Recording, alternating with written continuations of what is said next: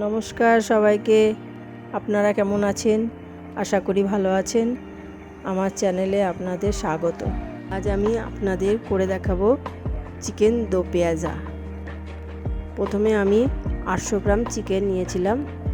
চিকেনটাকে ভালোভাবে ধুয়ে ম্যারিনেট করে রেখেছিলাম।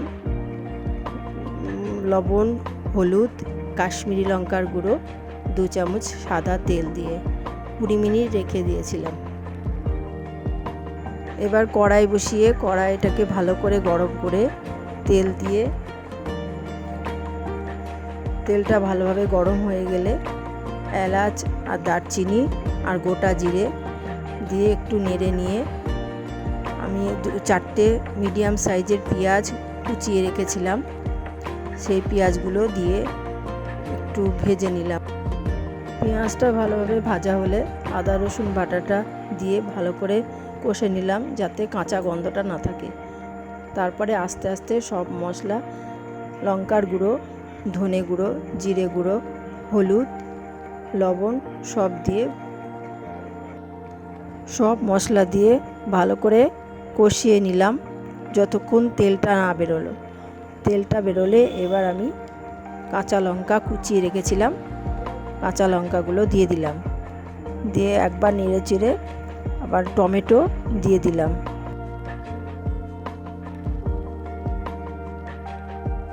টমেটো দিয়ে নাড়াচাড়া করে এবার কাজু বাদাম বাটা দিয়ে ভালো করে নেড়ে নিয়ে ম্যারিনেট করা মাংসগুলো দিয়ে দিলাম।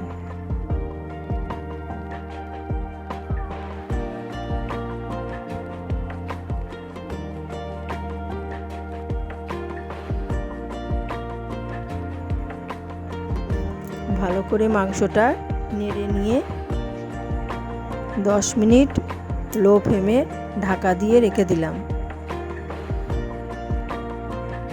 10 মিনিট পর ঢাকা খুলে একটু টক দই ভালো করে ফেটিয়ে নিয়ে আমি দিয়ে দিলাম।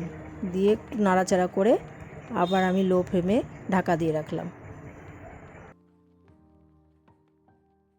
পাশে একটা কড়াই বসিয়ে তাতে বাটার দিয়ে মৌরি, শুকনো লঙ্কা আর 2টো কাঁচা লঙ্কা মাঝখান থেকে চিড়ে দিয়ে দিলাম। একটু নেড়ে নিয়ে 2টো ছোট পেঁয়াজ মিডিয়াম সাইজ করে কেটে রেখেছিলাম, একটা টমেটো মিডিয়াম সাইজ করে কেটে রেখেছিলাম, ওগুলো দিয়ে ভালো করে নেড়ে চেড়ে নামানোর আগে কাসুরি মেথি দিয়ে একটু নেড়ে নিয়ে গ্যাস অফ করে দিলাম।